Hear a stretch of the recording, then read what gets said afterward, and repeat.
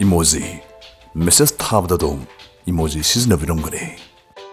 haujikansi message thanabda boiro kinom da comment pibda boiro emoji sijinnadaba misi panglei leitre emoji si akwini sai gi apamba mongda pangsinda sijinnaraga suma khoisi masa gi maming masa gi Aartha amadi sijinnafam leijai haibasti akhoi ayamna khangde maramsina kiss tawrini khalaga tharuba pakhang Huishen kongbon masu kongaini Huishen maramsina ngasigi videos dagi khangmina sei common oibe emoji kharagi makoigi sinnafam amadi Aartha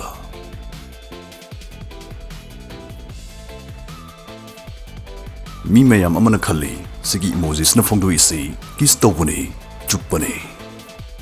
adubu lali masi kiski emoji natte hoi kiski emoji ga masiga masakpudi yam manai adubu tasengmudi kiski emoji smakti sigi masinban mayada love sign heart sign ma yauri basne aduga sigi heart yaudaba chupagi manbi emoji snafongdo lisna whistling huishen kongbane kisni khalubusing traffic police yausin view Sigi emoji si song bapokpada sijinnaba asawa phongdokpa emoji ni yadana mi mayam amana khalle adubu tasengmadi sisu lalibane Sigi emoji sigi maming look off triumph kowe mina kati ngammoi oiroi khanaki pakainomda aikoina ngamakpa matamda sijinnanaba emoji ni masi look off triumph smiley face with tear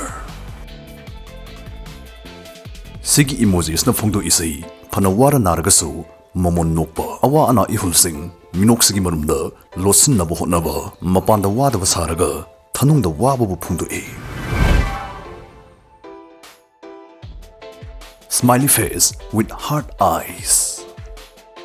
Rupees 8,888 thoibagi chance pibadugumba F amuk khangmina sei bad bisha na free the 5 spins p adubu best party aigi promo code asi sijinnaragadi sign up tawbugi deposit tawdringai 10 free spins p bed bisal post trading tawba IPL live pre-ding bamadi casino game sanaraga sell gi mana thoibe halle adugu apps adumna friends sing refer tawragadi tawbu khuding rupees 300 unlimited to earn tawbi yai adugu deposit amadi withdrawal 24 hours available oigani amadi Indian website sing the withdrawal fastest oibasi masina oidi adugu app asigi brand ambassador Spanish footballer sex fabricas no oidi 100% sports bonus live casino bonus 12% cricket bonus amadi daily live casino 1.2% sports amadi daily casino rebate Delhi rebates amadi cashback su PD 24/7 adumdi support kidamukta su leidi 100% safe amadi trusted whatever if ne bedbisa affiliate program join tawragin best of the way monthly lakhs earn to su ya halle pambi bisingna promo code se use tawraga sign up tawbiyo rupees 8,888 thoibigi chances seeing bio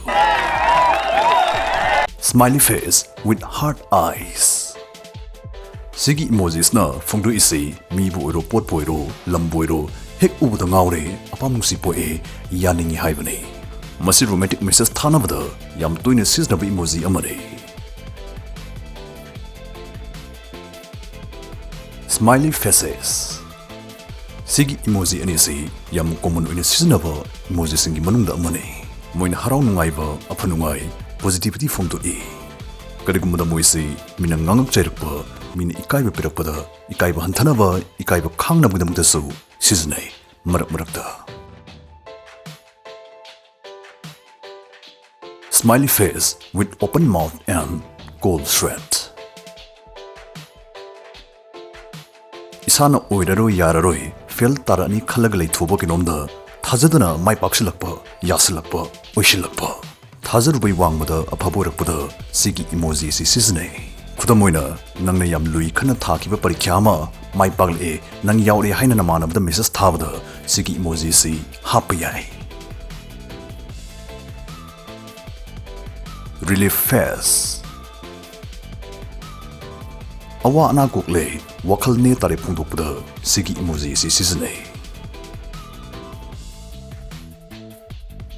Blank faces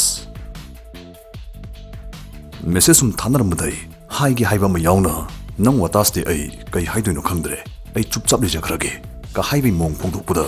sigi emoji si sijinnai mai chanaraktaba hainaraktaba phungdokpada sijinnai haibane Unamused face Sigi emojis na daseng asaw natraga nungai tabamukti phongdokte ꯄꯦꯟꯗꯕ ꯆꯤꯡꯅꯕꯒꯨꯝꯕ negative ꯏꯃꯣꯁꯟꯗꯤ ꯐꯣꯡꯗꯣꯛꯏ ꯈꯨꯗꯝ ꯑꯣꯏꯅ ꯅꯃꯥꯟꯅꯕꯗꯨꯅ message ꯊꯥꯔꯦ ꯚꯥꯏ ꯑꯩ ꯉꯁꯥꯏꯗꯨ ꯉꯟꯇꯥ ꯂꯥꯛꯀꯦ ꯇꯧꯕꯅꯦ ꯑꯗ ꯒꯥꯔꯤ ꯁꯣ ꯊꯤꯕ ꯐꯪꯗꯗꯅ ꯊꯦꯡꯉꯛꯄꯅꯦ ꯃꯥꯒꯤ ꯁꯤꯒꯤ ꯃꯦꯁꯦꯖꯁꯤ ꯔꯤꯄ꯭ꯂꯥꯏ ꯇꯧꯕꯗ ꯅꯪꯅ ꯇꯁꯦꯡꯅ ꯈꯖꯤꯛ ꯄꯦꯟꯗꯕ ꯄꯣꯛꯄꯔꯒꯗꯤ ꯁꯤꯒꯤ ꯏꯃꯣꯖꯤꯁꯤ ꯑꯦꯗ ꯇꯧꯕ ꯌꯥꯏ Tired faces Sigi emoji anisi hakchang waba hakchang chokthaba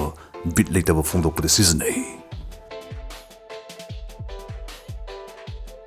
Face with open eyes and hand over mouth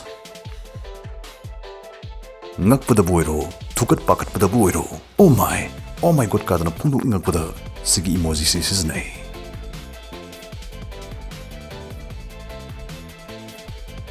Face with diagonal mouth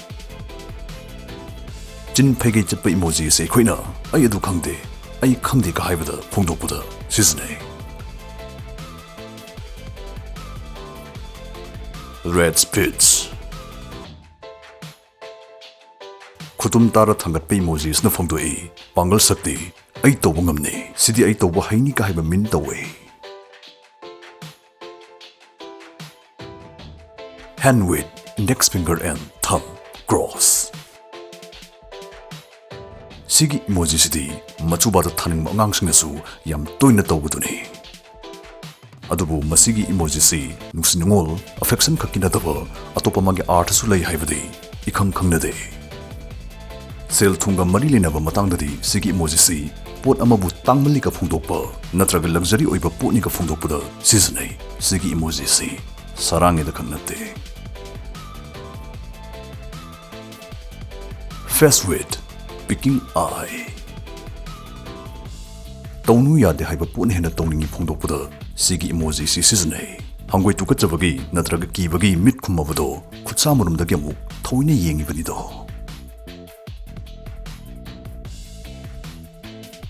Dotted line face